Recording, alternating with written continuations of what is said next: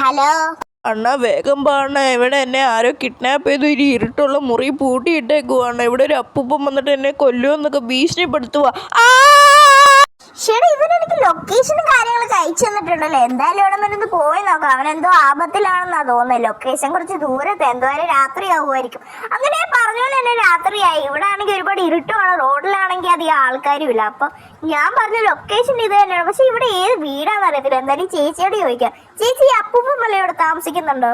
ഇവിടെ ഒരു അപ്പൂപ്പൻ താമസിക്കുന്നുണ്ട്. ആ അപ്പൂപ്പൻ പ്രേതമാണെന്ന് ആൾക്കാരൊക്കെ പറയുന്നു. അതുകൊണ്ട് നീ അധികം അങ്ങോട്ട് പോകണ്ട. ചേട്ടാ, അവനെ വിട്ടേച്ച് പോവാനും പറ്റത്തില്ല. ലൊക്കേഷൻ ഇവിടെ തന്നെ കാണിക്കുന്നത്. ഇവിടുന്ന് ഇടത്തെ സൈഡിലെ മഞ്ഞ കളറിലെ വീട്. മഞ്ഞ കളറിലെ വീട് ഇതല്ലേ, അപ്പൊ ഇതായിരിക്കും സ്ഥലം.